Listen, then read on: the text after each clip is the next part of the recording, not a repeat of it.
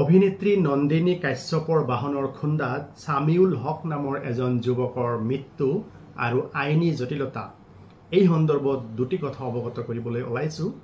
কেইদিনমান আগত বাতৰি কাকতৰ জৰিয়তে জানিব পাৰিছিলো যে অভিনেত্ৰী নন্দিনী কাশ্যপৰ বাহনৰ খুন্দাত গুৰুতৰভাৱে জখম হৈ সামিউল হক নামৰ যুৱক এজনে চিকিৎসাধীন অৱস্থাত আইচিইউত আছে আৰু সেই দুৰ্ভগীয়া সামিউল হকৰ আজি মৃত্যুবৰণ হল।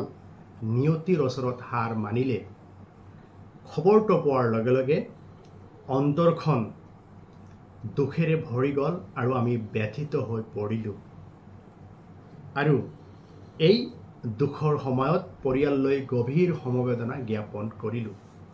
লগতে আইনী জটিলতাটো হৈছে ভাৰতীয় ন্যায় সংহিতা 2023 এই আইনখন জুলাই মাহৰ 1 তাৰিখ 2024 চনৰ পৰা সমগ্ৰ ভাৰতবৰ্ষ জুৰি বলবৎ হল আৰু সেন্ট্ৰেল গভৰ্নমেন্টে এটা নটিফিকেশন জাৰি কৰিলে নতুন আইনখনৰ সকলো ধাৰাই বলবৎ হ'ব, কিন্তু এটা ধাৰা বলবৎ নহয়। সেই ধাৰাটো হৈছে সেকশন 106 সাব ক্লজ 2। এই ধাৰাটোত কোৱা হৈছে যদি কোনো ব্যক্তিয়ে ৰাছ এণ্ড নেগলিজেন্ট ভাৱে গাড়ী চলায় আৰু সেইটো যদি কালপেবল হোমিসাইড নহয়, কোনোবা ব্যক্তিক যদি মাৰি পেলায়, তেতিয়াহ'লে সেই ব্যক্তিজনৰ বিৰুদ্ধে সেকশন 106 সাব ক্লজ 2 বলবৎ হ'ব। এতিয়া অভিনেত্ৰী নন্দিনী কাশ্যপে যিটো ঘটনা সংঘটিত কৰিলে তেখেতৰ বিৰুদ্ধে সেকশন 106 সাব ক্লজ 2 নিশ্চিতভাৱে বলবৎ হয়, কিন্তু সেন্ট্ৰেল গভৰ্নমেন্টে আইনখন বলবৎ কৰাৰ সময়ত এই ধাৰাটোক বলবৎ নকৰিলে, কাৰণ তেতিয়া সমগ্ৰ ভাৰতবৰ্ষ জুৰি মানে পৰিবহনৰ লগত জড়িত ড্ৰাইভাৰসকলে আন্দোলন কৰিলে হিট এণ্ড ৰান গোচৰৰ এই ধাৰাটোক লৈ। যদি এই ধাৰাটো বলবৎ হলহেঁতেন তেতিয়াহ'লে নন্দিনী কাশ্যপ আজি জেলত যাব লগা হলহেঁতেন আৰু তেখেতৰ বিচাৰৰ অন্তত মেক্সিমাম 10 বছৰৰ কাৰাদণ্ড হলহেঁতেন আৰু আৰ্থিক জৰিমনা হলহেঁতেন। যেহেতু সেকশন 106 সাব ক্লজ 2 এপ্লিকেবল ইনফৰ্চেবল বলবৎ নহয়, গতিকে নন্দিনী কাশ্যপে আইনী মেৰপাক বা জটিলতাৰ পৰা ৰেহাই পালে। কিন্তু এই সামিউল হক নামৰ ভুক্তভোগী ল'ৰা বা পৰিয়ালৰ লোকে ন্যায়ৰ পৰা বঞ্চিত হল।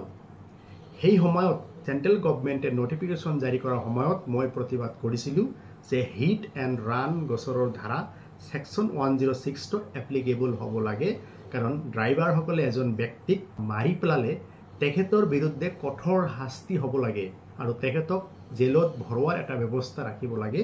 কিন্তু এই 106 সাব ক্লজ 2 এপ্লিকেবল নোহোৱাৰ ফলত অভিনেত্ৰী নন্দিনী কাশ্যপে সকাহ পাব।